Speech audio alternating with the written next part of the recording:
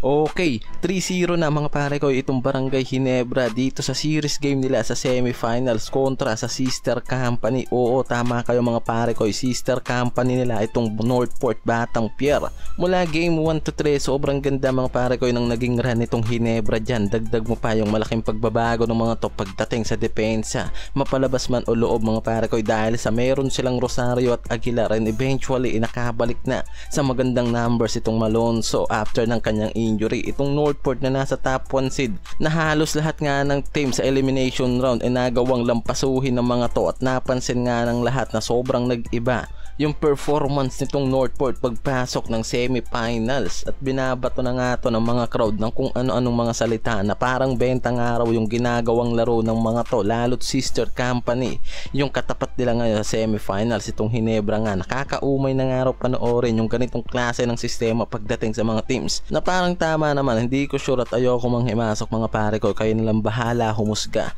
Sa elimination round na sobrang dominante ng Northport, pero pagpasok nga ng semi kontra dito sa Ginebra, isunod-sunod na problema yung inabot ng mga to, mula sa pagbagsak ng averaging points from field to threes hanggang sa depensa, at literal na dinomina sila nitong Ginebra pagdating sa opensa at depensa. Si Brownlee yung naging main guy ng Ginebra pagdating sa opensa, na pagpasok nga ng game 3 ay sobrang aggressive pa nito pagdating sa offensive play, at kumamada ng 17 points sa halftime game at may 4 out of 4 beyond the arc. At si Malonzo mga pare ko na tinapos ang second quarter game na may 16 points, at hawak ng Ginebra dyan yung 24 leading score sa halftime pa lang. Ang Ginebra ay mas nag-focus nga pagdating sa defensive game para dito kila Arvin Tolentino, na isa sa mga main scorer ng Northport, at Kadim Jack na secondary option pagdating sa opensa ng team na to, na very successful nga yung ginawa dyan itong Jeans, at nagawa ng mga to na pigilan yung dalawang top scorer na to ng Northport. Sobrang ganda ng depensa na ginawa dyan ng Ginebra, at nagamit nila dyan sila Holt, Ahanmisi at iba pang guards na kumuha ng depensa at maging stopper pagdating sa scorer nitong Northport,